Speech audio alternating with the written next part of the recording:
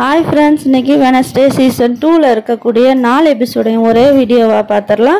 நீங்க சீசன் 1 இன்னும் பார்க்காம இருந்தீங்கன்னா இந்த தமிழச்சி சேனல்ல இந்த வீடியோலயே உங்களுக்கு கீழ டிஸ்கிரிப்ஷன்ல லிங்க் கொடுத்திருக்கேன். அத போய் பாருங்க. இப்போ சீசன் 2 பார்க்க ஆரம்பிக்கலாம். வாங்க வீடியோக்குள்ள போலாம். அதுக்கு முன்னாடி தமிழச்சி யூடியூப் சேனலை சப்ஸ்கிரைப் பண்ணி வச்சுக்கோங்க. இப்போ ஃபர்ஸ்ட் எடுத்த உடனே நம்ம வெட்னஸ்டேவை தான் காட்டுறாங்க. ஹீரோயினி வெட்னஸ்டே என்ன பண்ணிக்கிட்டு இருக்கானா வெக்கேஷன் லீவில் வந்து அவளோட அந்த மேஜிக் பவர் இருக்கும் இல்லையா, யாரையாவது ஒருத்தவங்கள தொட்டாங்க அப்படின்னா அவங்களுக்கு என்ன ஆக போகுது, என்னவா இருந்தாங்கன்றது அவளுக்கு தெரிய வந்துடும். ஸோ அந்த பவரை இன்னும் மேம்படுத்துறதுக்காக அவள் சில வித்தைகளை சில புத்தகங்கள்லேருந்து கற்றுக்கிட்டு இன்னும் நிறைய எக்யூப்மெண்ட் நல்ல இதெல்லாம் நாலேஜெல்லாம் வளர்த்து வச்சுட்டு இருந்திருக்கா. அது மட்டும் இல்லாமல் அந்த ஊரில் ஒரு சீரியல் கில்லர் இருக்கான். அவன் வந்து பெண்களெல்லாம் ரொம்ப கொடுமைப்படுத்தி கொண்டுட்ருக்கான். அவனையும் கொல்லணும் அப்படிங்கிறதுக்காக ரொம்ப முயற்சி பண்ணிக்கிட்டு இருக்கா சின்ன வயசுலேருந்து. அப்போ இப்போ அவளுக்கு ஒரு ஹிண்ட் கிடச்சிருச்சு. அவன் மூலமாக வரக்கூடிய அவன்கிட்ட இருக்க ஏதாவது ஒரு பொருளை நம்ம வெட்னஸ்டே தொட்டா அப்படின்னா அவனை பற்றின ஃபுல் டீட்டெயில்ஸ் நம்ம வெட்னஸ்டேக்கு வந்துடும். அதை வச்சு அவனை பிடிச்சிடலாம். ஸோ அவன்கிட்ட இருக்கக்கூடிய பாலை வந்து இந்த கையை வச்சு எடுத்துகிட்டு வர சொல்லுது. அவனோட பால் போலீஸ் ஸ்டேஷனில் இதில் இருக்கு போல். அதை போய் இந்த கையை தெரியாமல் எடுத்துகிட்டு வந்து வெட்னஸ்டேட்ட கொடுக்கவும் அந்த சீரியல் கில்லரோட இன்ஃபர்மேஷனை பூரா அந்த பாலை வச்சு தொட்டு அந்த வெட்னஸ்டே புரிஞ்சுக்கிறா. தொட்ட உடனேயுமே அவளுக்கு ஃப்ளாஷ்பேக்கில் அந்த சீரியல் கில்லர் எப்படிலாம் பண்ணினாங்கிறதெல்லாம் தெரிய வருது. இன்னொன்று இந்த விஷயத்தில் தெரிஞ்சுக்கிறணும், நம்ம ஹீரோயினி மொதல் எபிசோடில் ஒருத்தவங்கள தொட்டாங்கன்னா அவங்க என்ன செய்கிறாங்கன்றது இமேஜினேஷன் வரும்போது கண்ணில் இருந்து திரவம்லாம் வடியாது. ஆனால் இந்த எபிசோடில் ஹீரோயினுக்கு கண்ணில் இருந்து ஒரு பிளாக் கலரில் திரவம் மாதிரி வடிகிறத காட்டுறாங்க. ஏன்னா அவள் இன்னும் பவரை அதிகப்படுத்தியிருக்கனால இந்த திரவம் வடியுது. ஸோ இப்போ வந்து அந்த சீரியல் கில்லரை கொல்றதுக்கு தயாராகிட்டா நம்ம ஹீரோயினி. உடனே அதுக்கு தேவையான எக்யூப்மெண்ட்லாம் எடுத்துகிட்டு போகிறா. அப்போ போலீஸ் செக்கிங்கில் பிடிச்சிட்டு இதெல்லாம் எடுத்துகிட்டு போகக்கூடாது, வச்சுட்டு போங்க, இதெல்லாம் டேஞ்சர்னு சொல்லிட்டு வச்சுட்டு போக சொல்லிடுறாங்க. ஸோ அந்த கையும் ஹீரோயினி மட்டும் இப்போ போகிறாங்க. அவன் எங்கே இருக்கான்னு கண்டுபிடிச்சிடுறாங்க. கண்டுபிடிச்சிட்டு போகும்போது அவன் வந்து ஹீரோயினி கையை பிடிச்சிடறான். பிடிச்ச உடனேயும் நீ இப்போ திரும்ப எந்த கொலையை பண்ண போகிற அப்படின்னு ஹீரோயினி கேட்குறா. அப்போ அந்த கொலை சீரியல் கில்லரோட என்னென்ன பண்ணனா அப்படிங்கிறது எல்லாம் ஹீரோயினிக்கு இதில் வருது இமேஜினேஷனில். அவன் எப்படியெல்லாம் இந்த பொண்ணுகளை கடத்திட்டு வந்து எப்படிலாம் கொலை பண்ணான் அப்படிங்கிறது இமேஜினேஷனில் ஹீரோயினிக்கு தெரிய வந்துருச்சு. உடனே இவனை சும்மா விடக்கூடாது அப்படின்னு நினைக்கிறப்பயே ஹீரோயினி மயக்கப்பட்டு விழுந்துடுறா. உடனே கட் பண்ணால் ஒரு இடத்துல ஹீரோயினியை வாய் கையெல்லாம் கட்டி போட்டு இந்த சீரியல் கில்லர் கட்டி போட்டு வச்சுருக்கான். உன்னை நான் இப்போ கொல்லாமல் விடமாட்டேன் அப்படின்னு சொல்கிறேன்.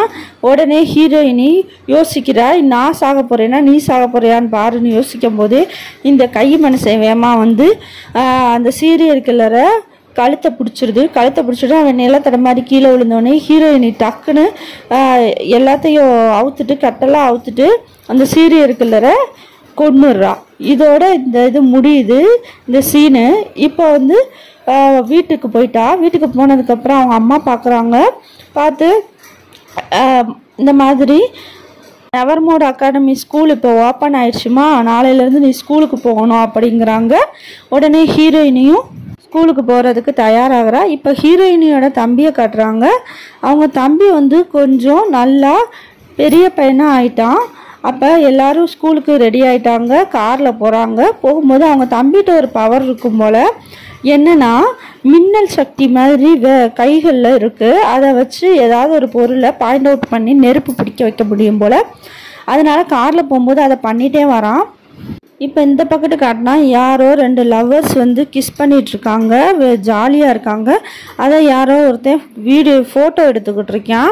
ஃபோட்டோ எடுத்துக்கிட்டு இருக்கும்போது திடீர்னு ஒரு காக்கா வந்து அவன் முன்னாடி நிற்கிது.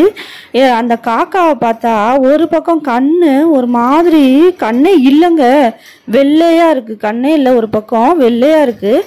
அதை இவன் பார்க்குறான். இது என்ன வித்தியாசமான காக்காவாக இருக்குன்னு இந்த ஃபோட்டோ எடுக்கிறவன் பார்க்குறான். அப்புறம் என்னடானா அந்த திரும்பிட்டு பார்க்குறதுக்குள்ளே அங்கே நூற்றுக்கணக்கான காக்கா வந்துடுது. இந்த ஃபோட்டோ எடுக்கிறவன் ரொம்ப பயந்துடுறேன். பயந்துட்டு கேமராவை அங்கேயே போட்டுட்டு யாருக்கோ ஃபோன் பண்ணி இந்த மாதிரி என்னைய காப்பாற்றுங்க, இங்கே நான் கேமராவை போட்டேன், இங்கே ஃபோட்டோஸ்லாம் இங்கே இருக்குது, கலெக்ட் பண்ணிக்கோங்க, நான் போகிறேன்னு சொல்லிட்டு வேகமாக காருக்குள்ளே போகிறேன். போய் உட்காந்தா காரு பூரா அந்த காக்காவாக தான் அங்கே இருக்குது. என்னன்னு தெரியல, அந்த காக்கா வேகமாக அந்த ஃபோட்டோ எடுத்தவொடனே கட்டிச்சு கொதறி கண்ணு காதெல்லாம் பிச்சு பிடுங்கி சாவடிச்சிருது. அந்த காக்கா எதுக்கு வந்துச்சு, ஏன் உனக்கு ஒன்றுச்சுன்னு ஒன்றுமே நமக்கு புரியல. எப்போ கட் பண்ணால் திரும்ப நம்ம ஹீரோயினியை தான் கட்டுறாங்க. ஃபஸ்ட்டு சீசன் 1 யாரெல்லாம் காட்டியிருப்பாங்களோ அவங்கள பூரா திரும்பவும் சீசன் 2 இருக்காங்க. ஆனால் ஒருத்தரை தவிர. யார் அது அப்படின்னு பார்த்தா நம்ம ஹீரோயினை லவ் பண்ணுறேன்னு ஒருத்தர் இருப்பான் இல்லையா, அதாங்க சேவியர்னு ஒருத்தர் இருப்பான் இல்லையா, அவன் வந்து ட்ரா பண்ணுவான். அவனுக்கு இமேஜினேஷனில் முன்கூட்டியே தெரிகிறத படம் வரவான், அதையும் கொஞ்சம் உயிரோட்டத்தோடய கொண்டு வர செய்வான். அந்த கேரக்டர் வந்து இப்போ இந்த எபிசோடில் அவங்க காட்டலை, இந்த சீசனில். நீங்கள் இதெல்லாம் தெரிஞ்சுக்கிறணும் அப்படின்னா சீசன் 1 முதல்ல பார்த்துட்டு வந்துருங்க. இந்த வீடியோ கீழே உங்களுக்கு லிங்க் டிஸ்கிரிப்ஷனில் கொடுத்துருக்கேன். அப்படியே பார்த்துருந்தாலும் திரும்பவும் கூட ஒரு தடவை பாருங்கள். ஓகே, இப்போ வாங்க. இப்போ வந்து எல்லாரையும் இன்ட்ரடியூஸ் பண்ணி வைக்கிறாங்க. அதுவும் இல்லாமல் நம்ம வெனஸ்டே வந்து ரொம்ப எக்ஸைட்மெண்ட்லாம் ஆகலைங்க, சாதாரணமாக தான் இருக்கா. வெனஸ்டேயோட ஃப்ரெண்டு ஒருத்தி இருப்பா இல்லையா, ரூம்மேட்டு, அவள் வேகமாக வந்தவுடனே வெனஸ்டே வந்தவுடனேயும் உனக்கு ஒரு ப்ரெசன்ட் வச்சுருக்கேன், ஒரு கிஃப்ட் வச்சுருக்கேன் அப்படின்னு சொல்லிட்டு கொடுக்குறா. ஆனால் இப்போ வெனஸ்டே வந்து உனக்கு நான் ஒன்று வச்சுருக்கேன் அப்படின்னு சொல்லிட்டு பொம்மையை கொடுக்குறா. யாருன்னா என்ன பொம்மைனா அந்த சீரியல் கில்லர் வச்சுருந்தேன் இல்லையா ஒரு பொம்மை, அந்த பொம்மையை எடுத்து ரூம்மேட்டுக்கு கொடுத்துட்றா.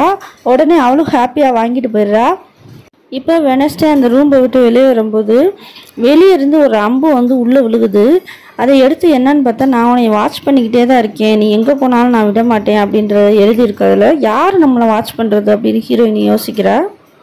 இப்போ வெனஸ்டேயோட தம்பியை தான் கட்டுறாங்க. அவனுக்கு ஒரு ரூம் பெட் இருக்கான். யார் அந்த ரூம் பெட்னா, அந்த சீசன் 1 தேனியெல்லாம் வளர்த்துட்டு இருப்பான் பார்த்தீங்களா, தேனியெல்லாம் கண்ட்ரோல் பண்ணிட்டு அவன் தான் இப்போ வெனஸ்டேயோட தம்பியோட ரூம்மேட்டாக வரான். அவனுக்கு இப்போ பவர் இன்க்ரீஸ் ஆகிடுச்சு. தேனியை மட்டும் கண்ட்ரோல் பண்ணாமல் புழு பூச்சி இந்த மாதிரி உயிரினங்களையும் சின்ன உயிரினங்களையும் அவனுக்கு கண்ட்ரோல் பண்ணுற பவர் வந்துருச்சு. இப்போ வெனஸ்டேயை பார்க்குற எல்லா ஸ்டூடெண்ட்ஸும் வெனஸ்டே வந்துட்டான்னு வேகமாக பார்த்து, ஏன்னா சீசன் 1 வந்து இவ தானே எல்லாத்தையும் காப்பாற்றிடுவா, நெவர்மோர் அகாடமியை காப்பாற்றிருப்பா, ஸோ ஆட்டோகிராஃப் போடுங்க அப்படி இப்படின்னு எல்லாரும் வந்து சுற்றி நிற்கிறாங்க. இப்போ அவங்க பிரின்ஸிபலை காட்டுறாங்க. பிரின்ஸிபல் புது பிரின்ஸிபல் வந்துட்டாரு. ஏன்னா உள்ள பிரின்ஸிபல் தான் இறந்துருப்பாங்க இல்லையா, அதனால இப்போ புதுசாக ஒரு பிரின்ஸிபல் வந்திருக்காங்க. அவங்க ஒரு விஷயத்த சொல்கிறாங்க.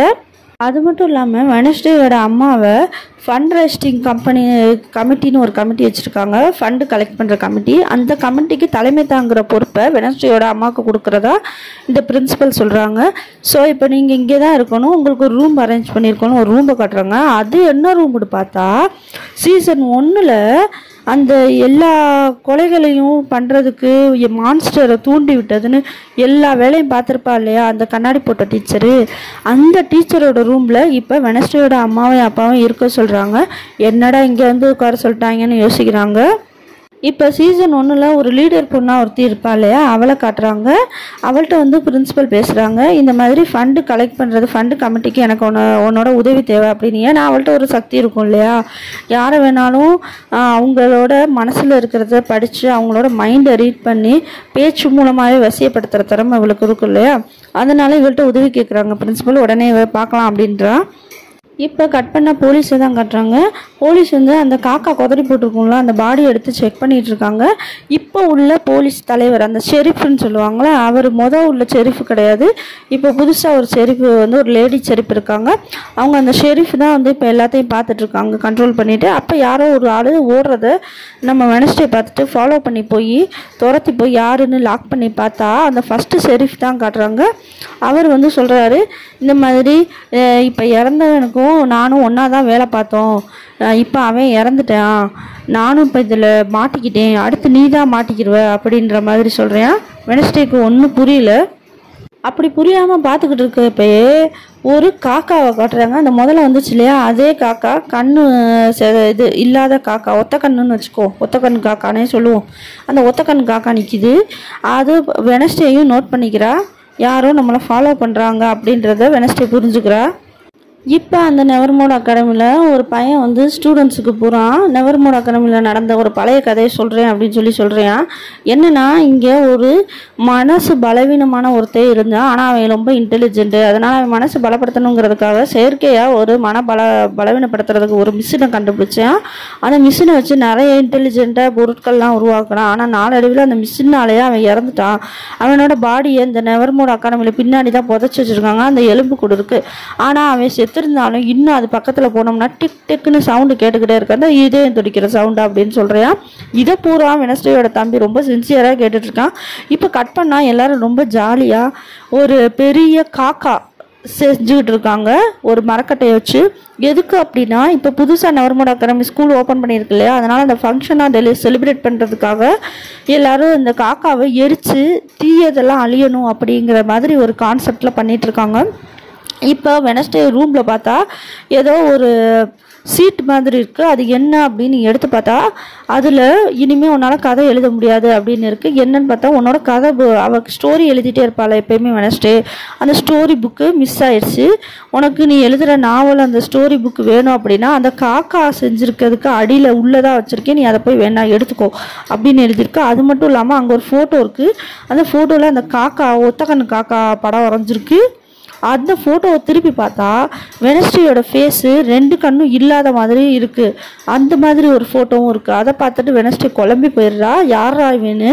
ஆனால் இப்போ அதுக்கெலாம் நேரம் இல்லை. எப்படியாவது அந்த புக்கை அவன் எழுதின அந்த நாவல் புக்கை காப்பாற்றணும்னு வேகமாக வெனஸ்டே போகிறா. இங்கே எல்லாரும் ஜாலியாக ஃபங்க்ஷன் என்ஜாய் பண்ணிகிட்ருக்காங்க. இப்போ அந்த காக்காவை எரிச்சிட்டாங்க.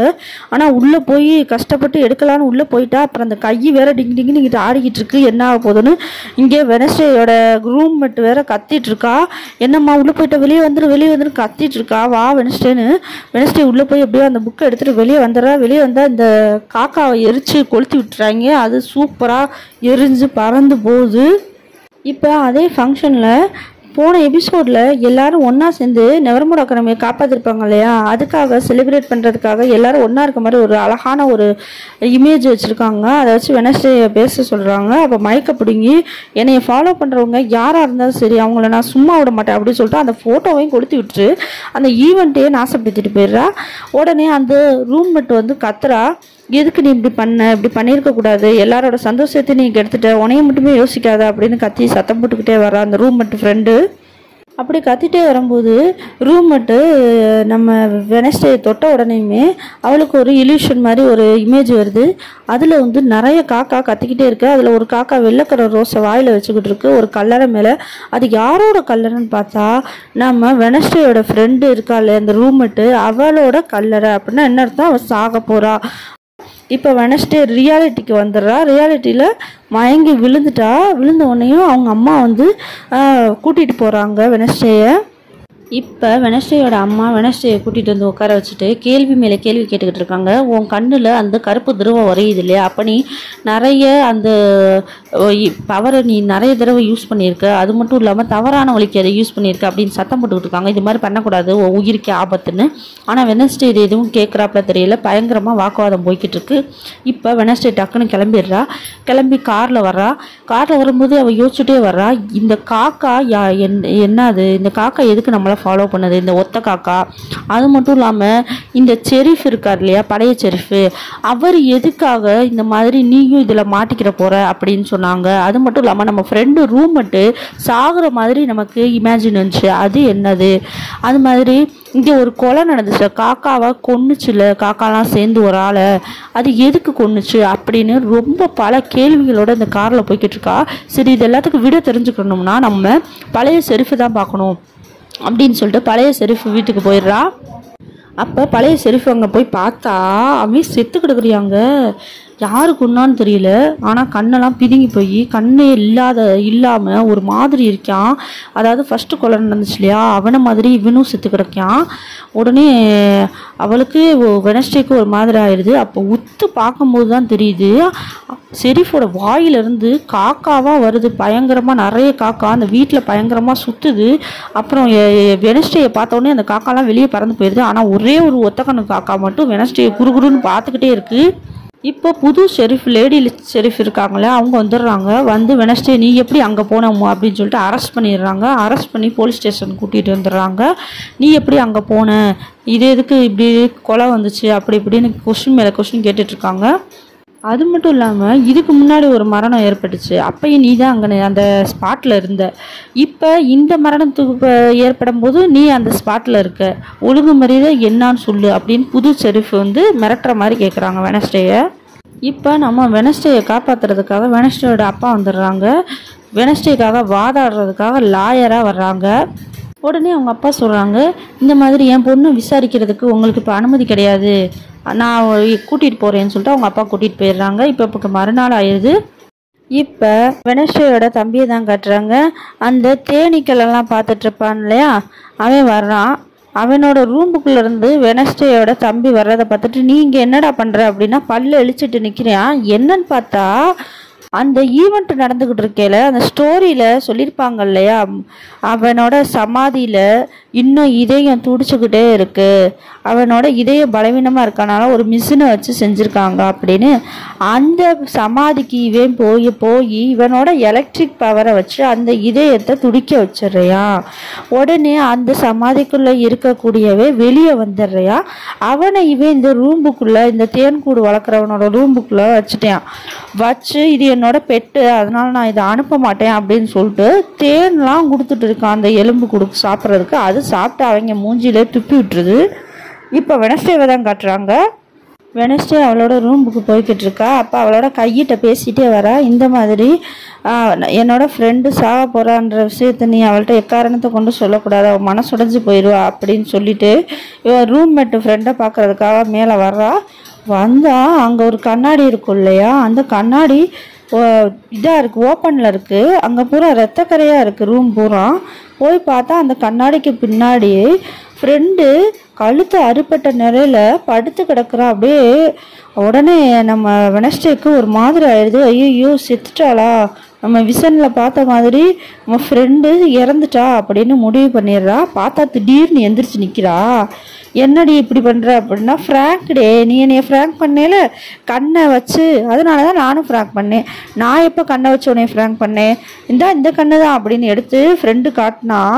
வெனஸ்டே பார்த்தா அது வந்து அந்த செத்து போனான் இல்லையா, இப்போ ஷெரீஃப் செத்து போனாங்கள, அவங்களோட கண்ணை யாரோ வெனஸ்டே ரூமில் கொண்டு வந்து வச்சுருந்துருக்காங்க. அதை வெனஸ்டே தான் வச்சான்னு நினச்சிக்கிட்டு ஃப்ரெண்டும் இது மாதிரி ப்ராங்க் பண்ணியிருக்கா. இது யார் பண்ணியிருப்பா அப்படின்னு சொல்லிட்டு வெனஸ்டே யோசிச்சுட்டு இருக்கா. இப்போ வெனஸ்டேயோட ஃபோனுக்கு ஒரு மெசேஜ் வருது. அதை ஓப்பன் பண்ணி பார்த்தா வெனஸ்டேவை ஃபோட்டோ எடுத்து, வெனஸ்டே போகிற இடத்துல ஃபோட்டோ எடுத்து மெசேஜ் அனுப்பியிருக்காங்க, நான் உன்னை வாட்ச் பண்ணிட்டு தான் இருக்கேன் அப்படின்னு. சரி அது யாரோட நம்பர்லேருந்து வந்திருக்கா அப்படின்னு பார்த்தா இப்போ இறந்தான் இல்லையா ஷெரீஃபு, அவங்களோட ஃபோன்லேருந்து தான் மெசேஜ் வந்திருக்கு. அப்போ யாரோ ஷெரீஃபோட ஃபோனை எடுத்து வச்சுக்கிட்டு இந்த கொலை பண்ண வேண்டாம் நமக்கு இது மாதிரி மெசேஜ் அனுப்புறியான், யார் அது அப்படின்னு யோசிக்கிறா வெனஸ்டே. இப்போ ஸ்கூலில் எல்லாரும் ஃப்ராங்க் டேவை ரொம்ப நல்லா செலிப்ரேட் பண்ணிகிட்ருக்காங்க. இங்கே இவங்க 2 பேர் என்ன பண்ணிகிட்ருக்காங்கன்னா, வெனஸ்டேயோட தம்பியும் அந்த தேன்கூடு வச்சுருக்கான்ல அவனும் சேர்ந்துக்கிட்டு அந்த பணத்துக்கு வந்து அந்த எந்திரிச்சு வந்த பணத்துக்கு வந்து நான் பர்கர் கொடுக்குறேன் அப்படின்னு சொல்லிட்டு பர்கரை கொடுத்துட்டு போகிறாங்க. அது நல்லா அதையும் மொசுக்கு தின்னுருக்கு. தின்னுட்டு இங்கேருந்து எப்படியாவது தப்பிக்கணும்னு சொல்லிட்டு முயற்சி பண்ணிகிட்ருக்கு. இப்போ வெனஸ்டே ஒரு முடிவு பண்ணுறா, டெய்லர்கிட்ட போய் அவங்க அப்பாவை பற்றி விசாரித்தோம்னா நமக்கு ஏதாவது க்ளூ கிடைக்கும் அப்படின்னு முடிவு பண்ணால். ஆனால் போகிறதுக்கு, இந்த ஸ்கூலை விட்டு போகிறதுக்கு அவளுக்கு ஒரு வழி கிடைக்கணும் இல்லையா, அதனால் ரூம்மேட் இருக்காள், அவள் வந்து டிரைவிங்க்கு அப்ளை பண்ணியிருப்பா. அந்த காரை இவ எடுத்துகிட்டு போய் இவ டிரைவிங்க்கு போகிற மாதிரி அந்த காரில் போய் உட்காந்துக்கிறா. இப்போ டிரைவிங் சொல்லி கொடுத்துக்கிட்டு இருக்கும்போது நம்ம வெனஸ்டே காரை எடுத்துகிட்டு டெய்லரை பார்க்குறதுக்காக சைக்காட்ரிஸ்ட் ஹாஸ்பிட்டலுக்கு போயிடுறா. ஏன்னா அங்கே தான் வந்து டெய்லரை வச்சுருக்காங்க, போலீஸ் ஸ்டேஷன்லலாம் அரெஸ்ட் பண்ணல, மனத்தத்துவ டாக்டர் வந்து வச்சுருக்கனால இவ இப்போ உள்ளே போகிறா. இப்போ டெய்லரை பற்றி ஒரு விஷயம் அங்கே இருக்கிறவங்க சொல்லிக்கிட்டு இருக்காங்க. டெய்லரை ஆட்டி வச்சா இல்லையா ஒரு கண்ணாடி டீச்சரு, அவங்களையும் தனித்தனியாக சிறையில் தான் போட்டிருக்கோம். ஸோ டெய்லருக்குள்ளே இருக்கக்கூடிய அந்த மிருகத்தன்மை இன்னும் குறையல, அவன் எப்போ மிருகம் ஆகுறதுல தான் துடிச்சிட்ருக்கான் அப்படின்றதே சொல்கிறாங்க. இப்போ வெனஸ்டே போய் டெய்லரை பார்த்தோன்னே டெய்லர் வந்து நீ வருவன்னு எனக்கு தெரியும் வெனஸ்டே, அது மட்டும் இல்லாமல் உன்னை நான் கொல்லாமல் விட மாட்டேன், அதுக்கு முதல்ல உன்னோட ரூம்மேட் ஃப்ரெண்டு இருக்கா இல்லையா அவளை நான் முதல்ல கொல்லணும் அப்படின்னு பேசிட்டு மிருகமாக மாற போகிறான். அப்போ வெளியே இருக்கிறவங்க ஒரு பட்டன் மாதிரி அமுக்குறாங்க. அமுக்குனோடனே அந்த கழுத்தில் ஒரு பெல்ட் மாட்டி இருக்கேன் அல்ல டெய்லரு, அந்த பெல்ட் மூலமாக அவன் மிருகமாக மாற விடாமல் மறுபடியும் மனுஷத்தன்மையாக எலக்ட்ரிக் ஷாக் மாதிரி கொடுக்குற உடனேயும் அவன் மறுபடியும் மனுஷன் ஆகிக்கிட்டே இருக்கான். ஸோ அவனால் மிருகமாக கடைசி வரை ஆகவே முடியாது. இவங்க கண்ட்ரோலில் தான். இப்போ கட் பண்ணால் வெனஸ்டேயோட ஃப்ரெண்டை தான் கட்டுறாங்க. அவள் ரூமுக்கு வரும்போது அவளோட பாய் ஃப்ரெண்டு ஒருத்தன் இருப்பான் இல்லையா அவனும் வரான். அவனோட பாய் ஃப்ரெண்ட் போல் அவன் வரான். உள்ளே வந்தோடனேயும் அங்கே ஏதோ ஒரு கிஃப்ட்டு பார்சல் மாதிரி இருக்குது. என்னென்னு ஓப்பன் பண்ணி பார்த்தா நம்ம கைக்கு பர்த்டே போல் இன்னைக்கு, அதனால் ஏற்கனவே கையை வச்சுருந்த ஒரு ஃபோட்டோ அனுப்பியிருக்காங்க. அதை இந்த ஃப்ரெண்டுக்காரி காட்டினோடனே கை சந்தோஷமே பட மாட்டேங்குது. ஏன்னா யாருமே இப்போ உள்ளவங்க இவ கையோட பிறந்த நாள் ஞாபகம் வச்சுக்கல அப்படின்னு சொல்லிட்டு ஃபீல் பண்ணுது. உடனே அந்த ஃப்ரெண்டுக்காரி சொல்கிறா, நீ எதுக்குமே ஃபீல் பண்ணாத, நீ என்னோட ஃபேமிலி ஆகிட்டேன் இன்னையிலேருந்து, அதனால் நான் இனிமேல் உன்னோட பிறந்தநாளை சிறப்பாக செலிப்ரேட் பண்ணுவோம் அப்படின்னு பேசிகிட்டு இருக்கிறப்பயே யாரோ அடிச்சிடுறாங்க ஃப்ரெண்டையும் பாய் ஃப்ரெண்டையும். அது மட்டும் இல்லாமல் கையை அந்த பெட்டிக்குள்ளேயே போட்டு மூடி வச்சிடுறாங்க. கையும் எவ்வளவோ ட்ரை பண்ணது வெளியே வர முடியலை. யார் இதெல்லாம் பண்ணான்னு தெரியல. இப்போ வெனஸ்டே அந்த ரூமுக்கு வரா. ரூமுக்கு வந்து பார்த்தா யாரையுமே காணோம். அந்த ஃப்ரெண்டு இருப்பா இல்லையா அவளையும் காணோம். அப்போ கையை பெட்டிக்குள்ளே தட்டிக்கிட்டு இருக்கு. உடனே வெனஸ்டே ஓப்பன் பண்ணால் கையை எல்லா விஷயத்தையும் சொன்னோடனே இங்கே ஏதோ தப்பாக இருக்குன்னு புரிஞ்சுக்கிறா. உடனே அவள் ஃபோனுக்கு ஒரு கால் வருது. அட்டன் பண்ணால் இந்த மாதிரி இன்னும் 1/2 மணி நேரம் தான் உனக்கு டயம் இருக்குது, அதுக்குள்ளே உன்னோட ஃப்ரெண்டு ஓனாய் ஃப்ரெண்டை காப்பாற்றிக்க. அவள் ஓனாயாக மாறக்கூடியவ தானே. சீசன் 1 பார்த்தீங்கன்னா தெரிஞ்சிருக்கும் உங்களுக்கு. கடைசி சீனில் ஹீரோயினியை காப்பாற்றுறதுக்காக மற்றவங்கள காப்பாற்றுறதுக்காக ஓனாயாக மாறி தான் அந்த மிருகத்தை கொண்டிருப்பாள். அதனால அவள் ஓனாயாக மாறக்கூடிய. ஸோ உன்னோட ஓனாய் ஃப்ரெண்டை காப்பாற்றணும் அப்படின்னா உனக்கு இன்னும் 1/2 மணி நேரம் தான் தயார் இருக்குது அப்படின்னு சொல்கிறா. அப்போ கதவு தட்டுற சவுண்டு கேட்குது. ஓப்பன் பண்ணி பார்த்தா அங்கே யாரையுமே காணோம். அப்போ வாசலில் ஒரு கார்டு கிடக்கு. அதை வெனஸ்டே எடுத்து பார்த்தா அதே டெட் அப்படின்னு எழுதியிருக்கு. அது வெனஸ்டே பரபரப்பாக நம்ம ஃப்ரெண்டு எப்படியாவது காப்பாற்றணும் வேகமாக ஓடும்போது அந்த மியூசிக் டீச்சர் வந்துடுறாங்க. மியூசிக் டீச்சர் எங்கே வெனஸ்டே இவ்வளோ வேகமாக போய்கிட்டு இருக்கா அப்படின்னு கேட்குறாங்க. அப்போ எதுவுமே சொல்லாமல் அவள் வாட்டுக்கு போயிட்டே இருக்கா. இப்போ அந்த மியூசிக் டீச்சரும் ஒரு விஷயம் சொல்லியிருப்பாங்க. மியூசிக் உன்னைய கண்ட்ரோல் பண்ணக்கூடாது, நீ தான் மியூசிக் கண்ட்ரோல் பண்ணணும் அப்படின்ற மாதிரி சொல்லியிருப்பாங்க. உடனே அந்த கார்டை எடுத்து பார்த்துட்டு மியூசிக்கும் இதுக்கும் ஏன் சம்மந்தம் இருக்கக்கூடாது அப்படின்னு சொல்லிட்டு வேகமாக போய் அந்த ரூமில் இருக்கக்கூடிய பியானோவை வாசிக்க ஆரம்பிக்கிறா வெனஸ்டே. அந்த கார்டில் ப்ளே டெட்டுன்னு போட்டிருக்கோம் இல்லையா, ப்ளேன்னு போட்டிருக்க டெட்டுன்னு போட்டிருக்கனால இப்போ டெட்டு அப்படின்னு இருக்கிற அந்த வாக்கியத்தை அந்த இன்ஸ்ட்ருமெண்ட்லேயே அதுக்குள்ளே செட்டிங்கில் வாசிக்கிறா. வாசிச்சோடனே பின்னாடி ஒரு டோர் லைட்டாக ஓப்பன் ஆகுது. இப்போ அந்த டோருக்குள்ளே நம்ம வெனஸ்டே போகிறா. ஒரு டார்ச் அடிச்சுக்கிட்டே போகிறா. பின்னாடி யாரோ ஃபாலோ பண்ணிகிட்டு இருக்க மாதிரியே அவளுக்கு ஃபீல் ஆகுது. பின்னாடி திரும்பி பார்த்தா யாரையுமே காணோம். இப்போ நம்ம வெனஸ்டே முன்னேறி போய்கிட்டே இருக்கா. அப்போ திடீர்னு பின்னாடி திரும்பி பார்த்தா அங்கே ஏதோ ஒரு உருவம் மாஸ்க் போட்டுக்கிட்டு நிற்கிது. முன்னேறி வந்துக்கிட்டே இருக்குது. டக்குன்னு வெனஸ்டே பின்னாடி பார்க்கும்போது அந்த உருவம் மறைஞ்சிருது. கிட்ட வந்த உடனேயும் மாஸ்க்கு கீழே விழுந்து கிடக்கு. டார்ச் அடித்து பார்த்தா அப்புறம் அந்த மாஸ்க்கை எடுத்து பார்த்துட்டு இங்கே ஏதோ பெருசாக நடக்க போதே அப்படின்னு சொல்லிட்டு வெனஸ்டே யோசிக்கிறா. நமக்கும் அதாங்க தெரியுது, என்னன்னு தெரியல, ரொம்ப சஸ்பென்ஸாக தான் கொண்டு போயிட்டுருக்காங்க. இப்போ வெனஸ்டே ஃபைனலாக அவள் ஃப்ரெண்டு லவ்வரையும் கட்டி போட்டு வச்சுருக்க இடத்த கண்டுபிடிச்சிட்றா.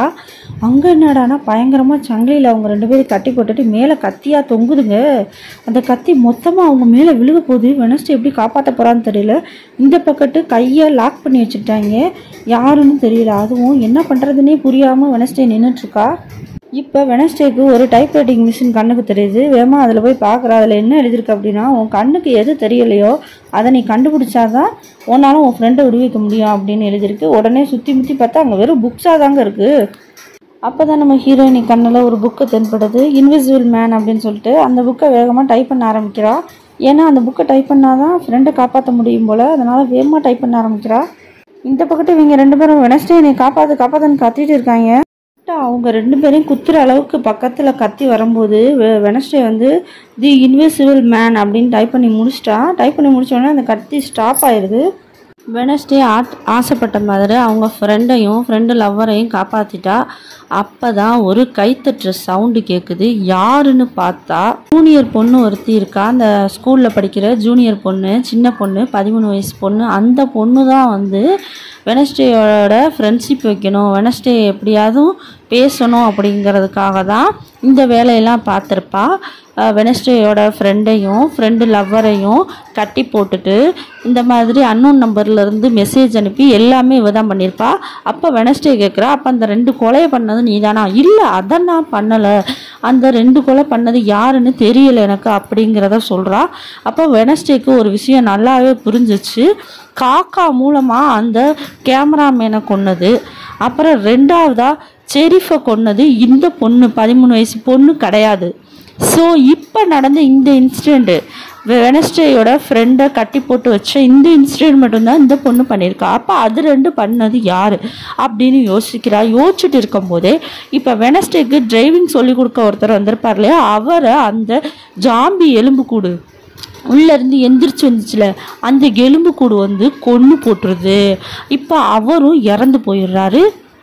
இப்போ வெனஸ்டேவை தான் காட்டுறாங்க. அவங்க அம்மாவோட ரூமுக்கு வந்து ஏதோ ஒரு புக்கை தேடிக்கிட்டு இருக்கா. உடனே அவங்க அம்மா, நீ தேடுற புக்கு இங்கே கிடைக்காது, சாரி அப்படிங்கிறாங்க. இல்லை, எனக்கு அந்த புக்கு வேணும், நீங்கள் எதுக்கு எடுத்தீங்க என்னோட புக்கை அப்படின்னு கேட்குறா. அந்த புக்கு உனக்கு இருக்கக்கூடாது, நீ என்னோட தங்கச்சி மாதிரியே நடந்துக்காத அப்படின்னும். நான் உங்கள் தங்கச்சி இல்லை, நான் உங்கள மக அப்படின்னு சொல்கிறா வெனஸ்டே. அந்த புக்கு வேற எதுவும் இல்லைங்க. வெனஸ்டே ஸ்டார்டிங்கில் அவளோட அந்த பவரை இன்க்ரீஸ் பண்ணிக்கிறதுக்காக ஒரு புக்கை வச்சு இது பண்ணியிருப்பாள், பயிற்சி எடுத்திருப்பாள். அந்த புக்கை தான் இப்போ தேடிட்டு இருக்கா. அந்த புக்கு அம்மாட்ட தான் இருக்குது. சரி, அம்மாட்ட வந்து வாங்கலாம்னா கொடுக்கவே மாட்டுறாங்க அவங்க அம்மா. இப்போ மறுநாள் ஆகுது. இந்த நெவர்மோர் ஸ்கூலில் இருக்க எல்லாரையும் ஒரு கேம்புக்கு கூட்டிகிட்டு போகிறாங்க.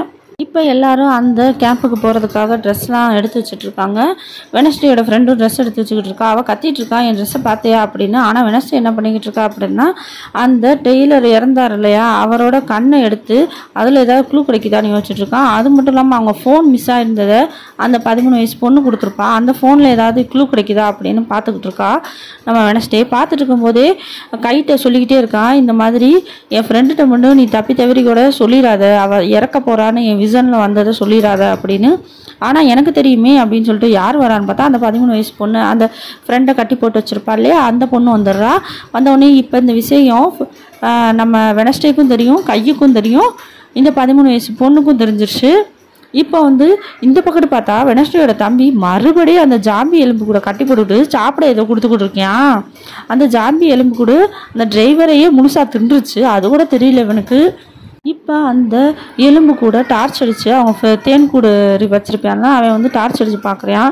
பார்த்தா அவன் மூளை வந்து வளர்ந்துக்கிட்டே இருக்குது, பிரெயின் அது பயங்கரமாக வளர்ச்சி ஆகிக்கிட்டே இருக்குது. அதில் ஒரு லாவா வெளிப்படுது. அந்த லாவாவை எடுத்து வச்சுக்கிட்டு, இது வந்து அபரிவிதமான லாவா, இது வந்து ரொம்ப ரேர் அப்படின்னு சொல்லிட்டு அவன் எடுத்து வச்சுக்கிறான்.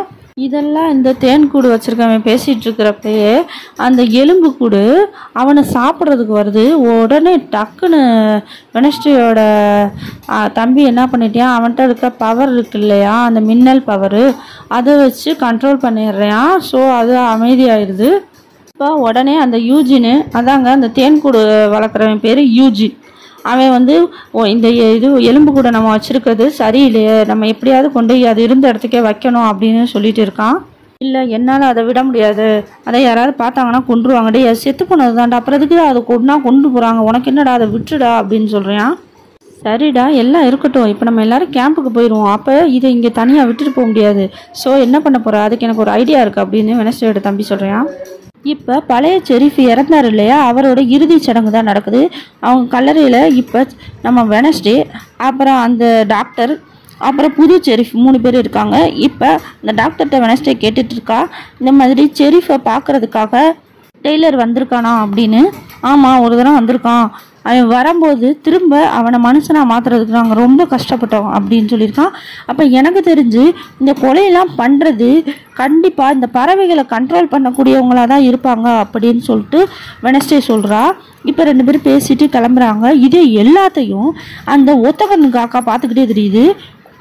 இப்போ நம்ம லீடர் பொண்ணு பிரியங்காவை தான் காட்டுறாங்க. பிரியங்கா வந்து ஒரு ஹோட்டலில் போய் 302க்கு போகணும் அப்படின்னு சொல்கிறாங்க. 302 அங்கே யாருமே இல்லையே அப்படின்னு ஹோட்டல் மேனேஜர் சொல்லவும், இப்போ நீங்கள் எல்லாத்தையும் மறந்துடணும், 302ல் நான் வந்ததும் கேட்டதையும் மறந்துடணும் அப்படின்னு சொல்லிட்டு 302க்கு போய் பார்த்தா அங்கே யார் இருக்காங்கன்னா பிரியங்காவோட அம்மா தான் இருக்காங்க.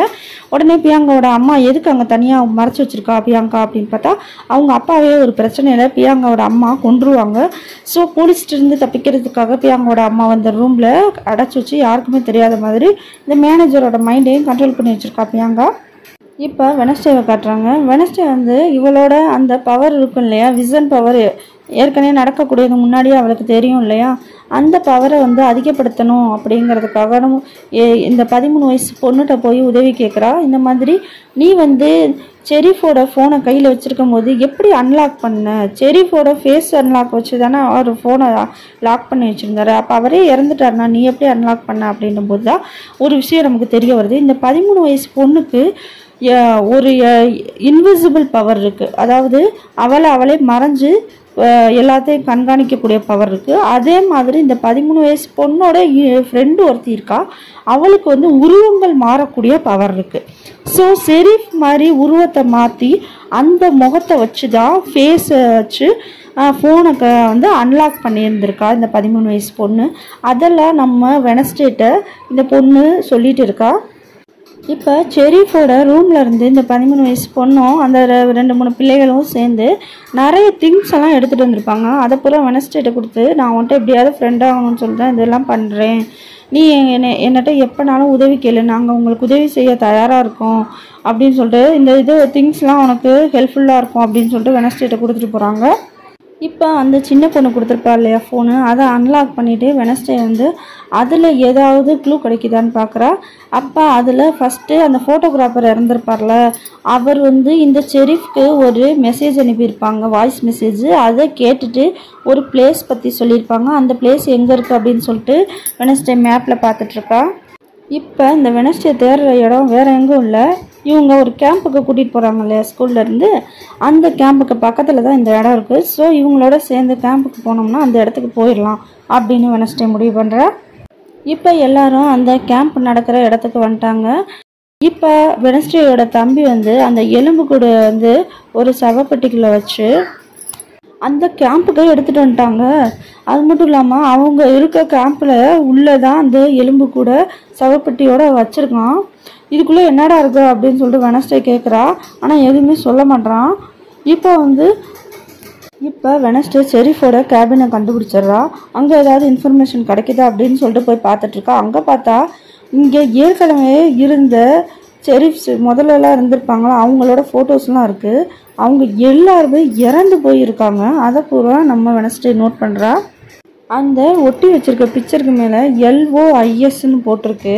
அது யார், லூயிஸ்னால் யார் அப்படின்னு சொல்லிட்டு இந்த பிக்சர்லாம் கலெக்ட் பண்ணதாரு, இவங்களெல்லாம் கொன்னது யார் அப்படின்னு சொல்லிட்டு வெனஸ்டே யோசிச்சுட்ருக்கா. இப்போ அந்த இறந்தவங்க ஃபோட்டோவில் கை வச்சு பார்க்குறா வெனஸ்டே, ஏதாவது நமக்கு விசுவல் பவர் வருதான்னு. ஆனால் இவளுக்கு அது ஒர்க்கே ஆக மாட்டேங்குது. இப்போ நம்ம எப்படியாச்சும் நம்மளோட புக்கை அம்மாட்ட இருந்து வாங்கி நம்ம பவரை திரும்ப கொண்டு வரணும் அப்படின்னு முடிவு பண்ணி அம்மாட்ட போய் எனக்கு அந்த புக்கை தாங்கன்னு கேட்குறா. ஆனால் நம்ம 2 பேரும் ஒரு போட்டி வச்சுக்கிடுவோம், அதில் நீ ஜெயிச்சுன்னா உன்ட்டு அந்த புக்கை கொடுத்துட்றேன், நான் ஜெயிச்சிட்டேன்னா அந்த புக்கை நான் கையோட எரிச்சிடுவேன் அப்படின்றாங்க. இந்த டீலுக்கு வந்து வெனஸ்டே ஒத்துக்கிறா. இப்போ 2 பேருக்குள்ளே ஒரு போட்டி நடக்குது. அதில் வந்து வெனஸ்டே தோற்று போயிடுறா. அவங்க அம்மா தான் ஜெயிக்கிறாங்க. வெனஸ்டேக்கு ஒரே பயம், நமக்கு இருக்கக்கூடிய க்ளூ அந்த ஒரு புக்கு தான், அந்த புக்கை வச்சு தான் நம்மளோட பவரை இன்க்ரீஸ் பண்ணி விசுவல் பவர் மூலமாக எப்படியாச்சும் இந்த கொலையெல்லாம் பண்ணுறது யாருன்னு கண்டுபிடிக்கணும். இப்போ அந்த புக்கையும் அம்மா எரிக்க போகிறாங்களே அப்படின்னு யோசிச்சுட்டு இருக்கிறப்பயே இந்த வெனஸ்டேயோட தம்பி ஒரு வேலை பார்த்து வச்சுருப்பான் இல்லையா, அந்த எலும்பு கூட கொண்டு வந்து வச்சுருப்பான் இல்லையா, அந்த எலும்பு கூட தப்பிச்சு போயிடுது. அவ்வளோதான். இப்போ அந்த எலும்பு கூட தப்பிச்சு போய் யாரை கொன்றுச்சுன்னா அவங்க வெனஸ்டேயோட அப்பா இருப்பாங்க இல்லையா, அவங்க குளிச்சுட்டு இருக்காங்க. அப்போ பாட்டு சத்தம் கேட்குது. பாட்டு சத்தம் கேட்டால் அவங்க வீட்டுக்குள்ளே போய் வெனஸ்டேயோட அப்பாவே கொல்லலான்னு போகும்போது கரெக்டாக வெனஸ்டேயோட தம்பி வந்து அந்த ஜாம்பி எலும்பு கூட அவனோட மின்னல் பவரை வச்சு கண்ட்ரோல் பண்ணிடுறான், திரும்ப கட்டி போட்டுடுறான். இப்போ கட் பண்ணால் சைக்கார்டிஸ்ட் ஹாஸ்பிட்டல் தான் கட்டுறாங்க. அங்கே டாக்டர் வந்து கூட இருக்கிறவங்ககிட்ட பேசிகிட்டே வராங்க. இந்த மாதிரி இவங்க 2 கொலை பண்ணியிருக்காங்க, இவங்கள நம்ம ஜாக்கிரதையாக தான் ஹேண்டில் பண்ணணும் அப்படின்னு சொல்லிட்டு. யார் அதுன்னு பார்த்தா சீசன் 1 வந்து அந்த கண்ணாடி டீச்சர் இருப்பார் இல்லையா, வெனஸ்டேயோட ஸ்கூலில் எல்லாத்துக்கும் காரணம் அந்த டீச்சர் தானே. அந்த டீச்சரை தான் இப்போ காட்டுறாங்க. இப்போ இவங்களை கண்காணிக்கிறதுக்காக பயங்கரமான செக்யூரிட்டிலாம் போட்டிருக்காங்க. அந்த டீச்சரை கூப்பிட்டு இந்த மாதிரி நீங்கள் டெய்லரை எப்படி கண்ட்ரோல் பண்ணி வச்சுருந்தீங்க, அவங்கள மறுபடியும் மனுஷனாக்கணும்னு நினைக்கிறேன், அதனால் நீங்கள் அதுக்கான வழியை நீங்கள் சொல்லணும் அப்படிங்கிறாங்க. அதெல்லாம் நான் சொல்ல முடியாது, அப்படின்னு நான் உங்களுக்கு சொல்லணும் அப்படின்னா என்னைய டெய்லரை பார்க்குறதுக்கு அனுமதி கொடுங்க, நான் டெய்லர்கிட்ட பேசணும், அப்போனா தான் உங்களுக்கு அவனை எப்படி கண்ட்ரோல் பண்ணணும், அவனை எப்படி திரும்ப மனுஷனாக்கணுன்றதெல்லாம் சொல்லுவேன் அப்படின்னு சொல்கிறா. இப்போ இந்த கண்ணாடி டீச்சர் தான்விலை கூட்டிகிட்டு போகிறாங்க. தான்விலுக்கு போன உடனேயும் என்னோடய பையனை நான் பார்க்கணும், தயவு செஞ்சு என் கட்டை அவுத்து விடுங்க அப்படின்னு மகேந்திர மாதிரி துடிச்சு பேசிகிட்டு இருக்கா. இப்போ இந்த பிள்ளரை பார்த்து நான் உன்னோட அம்மா வந்துட்டேம்மா, நான் உன்னை எப்படியாவது விடுவிச்சிருவேன் அப்படின்னு பேசிக்கிட்டு இருக்கல, டெய்லர் மறுபடியும் மிருகமாக மாறிட்டியாங்க. மாறி இந்த தான்விலை கழுத்தை பிடிச்சி தூக்கி விட்டு எறிஞ்சிடுறான். உடனே இந்த கண்ணாடி டீச்சர் தான்விலை அங்கிட்டு போய் விழுந்துடுறா. என்னடா இன்னும் கண்ணாடி டீச்சர்னு சொல்லிகிட்டே இருக்கேனே அப்படின்னு யோசிக்கிறீங்களா? எனக்கு ஃபஸ்ட்டு சீசனில் கண்ணாடி டீச்சர்னு சொல்லி பழகினால இப்போ இன்னமும் எனக்கு அப்படியே தான் வாய்ஸ் வருது சொல்கிறதுக்கு. ஸோ இனிமேல் நான் தான்வில் அப்படின்னு சொல்லவே முயற்சி பண்ணுறேன். தமிழச்சி யூடியூப் சேனலை இன்னும் சப்ஸ்கிரைப் பண்ணாமல் இருந்தீங்கன்னா சப்ஸ்கிரைப் பண்ணிவிட்டு பாருங்கள். ஏன்னா இந்த ஒரு வீடியோவும் நான் ரொம்ப கஷ்டப்பட்டு தான் போட்டுட்ருக்கேன். எங்கள் வீட்டில் யாருமே யூடியூப் சேனல் ஆரம்பித்ததுக்கு சப்போர்ட் பண்ணவே இல்லை. சப்போர்ட் பண்ணுறதில்ல, வீடியோவோட போட விட மாட்டுறாங்க. ரொம்ப வஞ்சிட்டு என்ன இந்த மாதிரி பண்ணுறதுனால உனக்கு என்ன கிடைக்க போகுது, 10 பைசா லாபம் இல்லை, வெறும் டைம் வேஸ்ட்டு தான், இது மாதிரி ஏன் பண்ணிக்கிட்டு இருக்கேன்னு வசப்பாட்டு தான் வாங்கிக்கிட்டு இருக்கேன். என்னோடய ஹஸ்பண்ட் கூட இதுக்கு வந்து ஒத்துழைக்கலை. ஸோ நான் ஒரு ஆளாக தான் இந்த வீடியோ பூரா ரெடி பண்ணிகிட்ருக்கேன். அதனால் நீங்கள் எனக்கு ஒத்துழைப்பு கொடுக்கணும். கொஞ்சம் சப்ஸ்கிரைப் பண்ணிவிட்டு பாருங்கள். என்னோடய சேனலில் ஒருத்தர் தான் இருக்காங்க, ஒரு சப்ஸ்கிரைபர் தான் இருக்காங்க, ஒரு லைக் போடுறவங்க தான் இருக்காங்கன்னு இருந்தாலும் கூட அவங்களுக்காக நான் வீடியோ மெனக்கெட்டு போடுவேன். வாங்க இப்போ திரும்ப வீடியோவை கண்டினியூ பண்ண. இப்போ ஹீரோயினியை தான் காட்டுறாங்க. ஷெரீஃபோட வீட்டுக்கு போய் அந்த நிறைய பேப்பர்ஸ்லாம் எடுத்திருப்பாங்க இல்லையா, அந்த ரூமில் லூயிஸ்ன்னு கூட போட்டிருக்குமே. இப்போ அந்த ரூமில் இருந்து கொஞ்சம் அஸ்தி எடுத்துகிட்டு வந்திருக்கா, இறந்தவங்களோட அஸ்தியை. அதுலேருந்து ஏதாவது கண்டுபிடிக்க முடியுமா அப்படின்னு. அப்போ அதை மோந்து பார்த்துக்கிட்டு இருக்கா. மோந்து பார்த்துட்ருக்க பின்னாடி யாரோ வராங்க. யாருன்னு பார்த்தா அவங்க பாட்டி தான். இவ தான் வர சொல்லியிருப்பா போல். பாட்டிகிட்ட உதவி கேட்குறா, இந்த மாதிரி எனக்கு எந்த க்ளூவும் கிடைக்கல அப்படின்னு. அப்போ பாட்டி இந்த அஸ்தியை நீ மோந்து பாரு அப்படின்னு சொல்கிறாங்க. அப்போ மோந்து பார்க்குறா, அதில் பறவைகள் இறந்த பறவைகளோட வாடை தான் அடிக்குது தவிர மனித வாடை அடிக்கலை. அப்போ ஒன்று கன்ஃபார்ம் பண்ணிக்கிறாங்க, யாரும் இறக்கலை அப்படின்னு கன்ஃபார்ம் பண்ணிக்கிறாங்க.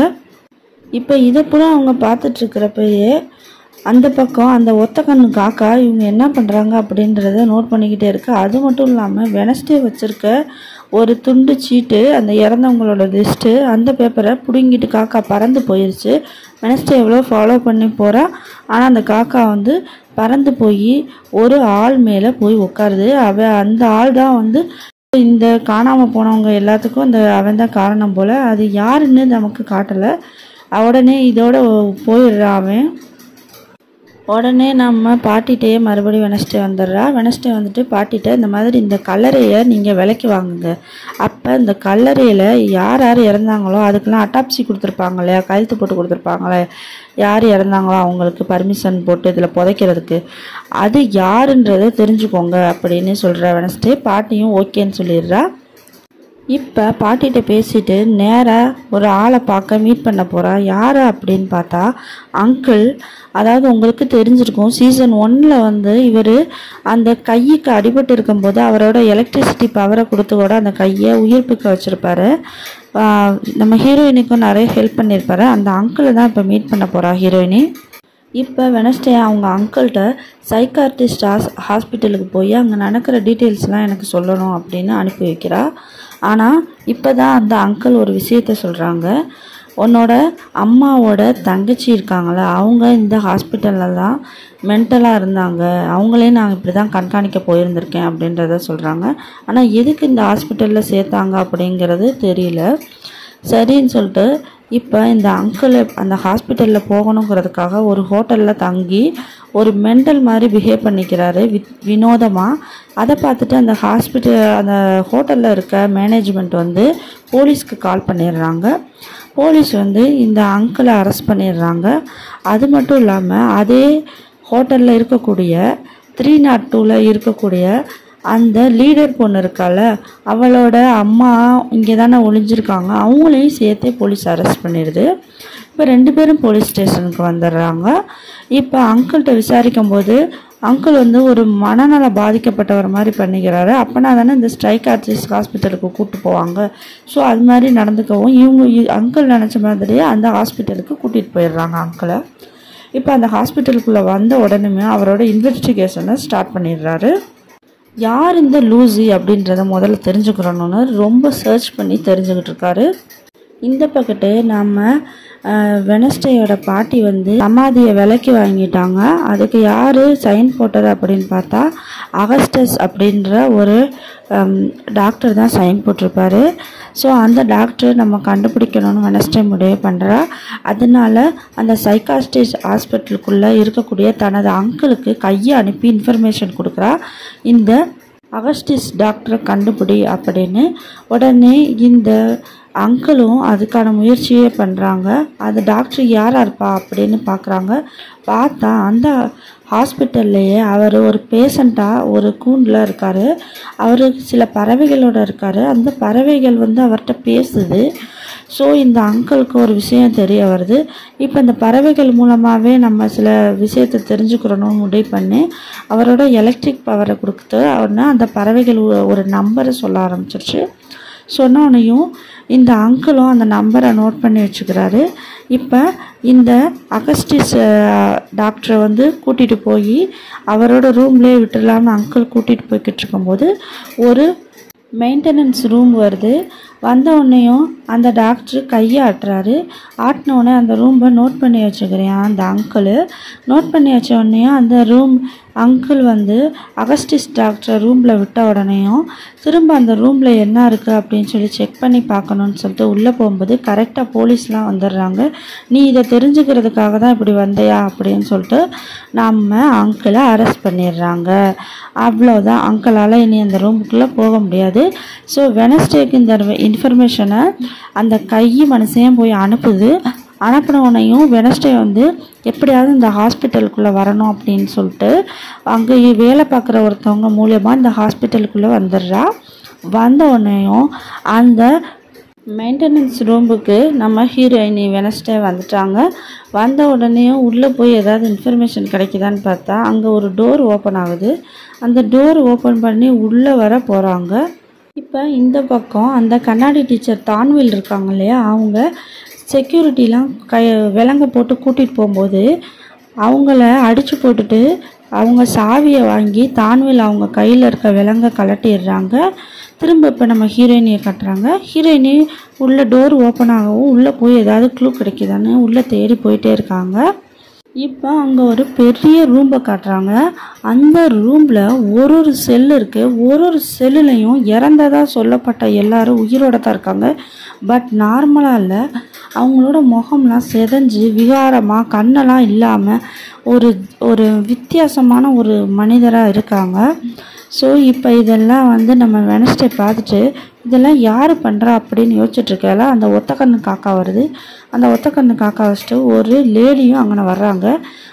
வந்து இந்த மாதிரி எனக்கு தெரியும் நீங்கள் வருவன்ட்டு அப்படின்னு சொல்லிட்டு அவங்களோட முகத்தை காட்டுறாங்க. அப்போ தான் நமக்கே தெரியுது இந்த சைக்காட்ரிஸ்ட் ஹாஸ்பிட்டலில் ரிசப்ஷனிஸ்ட்டாக ஒருத்தவங்க இருப்பாங்க இல்லையா, அவங்க தான் இது எல்லா கொலைக்கும் காரணம். அந்த கேமராமேனை கொன்னது, செஃப்பை கொன்னது, அப்புறம் மற்றவங்கள பூரா அடைச்சி வச்சு இப்படி கொடுமைப்படுத்தி எக்ஸ்பெரிமெண்ட் பண்ணிகிட்ருக்கிறது எல்லாத்துக்கும் காரணம் இந்த ரிசப்ஷனிஸ்ட்டு தான்.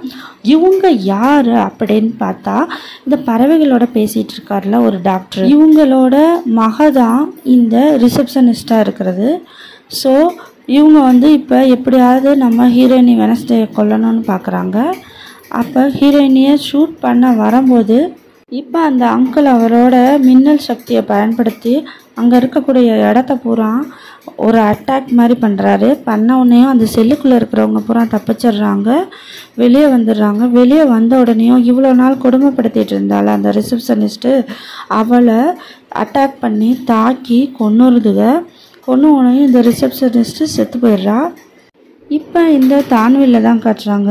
இந்த தான்வில் வந்து செக்யூரிட்டியை ஏமாற்றி வெளியே போனாங்க இல்லையா, போன உடனேயும் அந்த டெய்லரை விடுவிக்கிறதுக்கு போகிறாங்க. போய் டெய்லரை விடுவிச்சுட்டு கழுத்தில் இருக்கக்கூடிய கண்ட்ரோல் பண்ணி மனுஷனாகவே வச்சுருக்கக்கூடிய அந்த பெல்ட்டையும் கழட்டிடுறாங்க. கழட்டிட்டு பார்த்தியா உன்னோட அம்மா நான் உன்னை விடுவிச்சிட்டேன் அப்படிங்கிறாங்க. ஆனால் அந்த டெய்லர் உடனே மிருகமாக மாறி இந்த தான்வில்லை கொன்னுருது. கொன்ன உடனே தான்வில் இறந்துடுறாங்க. இப்போ இந்த மிருகமும் அங்கேருந்து தப்பிச்சு போயிடுது. தப்பிச்சு போன உடனேயும் நம்ம வெனஸ்டே முன்னாடி வந்து நிற்கிது. அவ்வளோதாங்க, வெனஸ்டேவால் இப்போ தப்பிக்கவே முடியல. கீழெல்லாம் போலீஸ்லாம் வந்துட்டாங்க. ஸோ இப்போ மேலேருந்து டொம்முன்னு வெனஸ்டே பயங்கரமான காயத்தோடு வந்து விழுகிறா. அவளுக்கு உயிர் இருக்கா என்னான்னு கூட தெரியல. பச்சங்கரமாக அடிபட்டு ரொம்ப காயத்தோட மேலேருந்து விழுகிறா. அந்த டெய்லர் தான் தள்ளி விட்டுருக்கான். அவ்வளோதாங்க, இந்த எபிசோடு 4 வரை இதோட முடிஞ்சிருச்சு. நீங்கள் என்ன பாதி சீனெல்லாம் கட் பண்ணி சொல்கிறீங்க அப்படின்னு சொன்னீங்கன்னா, நான் உங்களோட டயத்தை வேஸ்ட் பண்ணாமல் எது முக்கியமான சீனோ எது இந்த ஸ்டோரிக்கு தேவையோ அதை மட்டும் சொல்லியிருக்கேன். இதில் நிறைய கேம்ஸ்லாம் வரும், கேம் விளாடுற மாதிரி நிறைய பேசுகிறது வசனம் இதெல்லாம் நிறைய வரும். ஸோ அதெல்லாம் உங்களுக்கு காட்டாமல் எது முக்கியமானதோ அதை மட்டும்தான் காட்டியிருக்கேன். அது மாதிரி சீசன் 1 வர 12 எபிசோடையுமே உங்களுக்கு சுருக்கமாக எது கதை சுருக்கமோ அதை மட்டும்தான் சொல்லியிருப்பேன். ரொம்ப விளக்கமாக சொல்லியிருப்பேன். இதை விட சீசன் 1 ரொம்ப நல்லா சொல்லியிருப்பேன். அதை போய் ஒரு தடவை பார்த்துருங்க. அதுக்கப்புறம் தமிழச்சி யூடியூப் சேனலை தயவு செஞ்சு சப்ஸ்கிரைப் பண்ணிடுங்க. நீங்கள் பெரிய பெரிய சேனல் தான் சப்ஸ்கிரைப் பண்ணுறீங்க. என்ன மாதிரி சின்ன சேனலை தயவு செஞ்சு சப்ஸ்கிரைப் பண்ணி வச்சுக்கோங்க. அப்போனா தான் எனக்கு அடுத்தடுத்து மோட்டிஃபிகேஷனாக இருக்கும் வீடியோ போடுறதுக்கு. லைக் போடுங்க. அப்புறம் என்னோடய வீடியோவை எல்லாருக்கும் ஷேர் பண்ணுங்கள். அப்போ தான் நீங்கள் அனுபவித்த இந்த ஸ்டோரியோட த்ரில்லிங்கை மற்றவங்களாலையும் அனுபவிக்க முடியும். ஸோ நிறைய பேருக்கு ஷேர் பண்ணி விடுங்க. ஓகே, பாய்.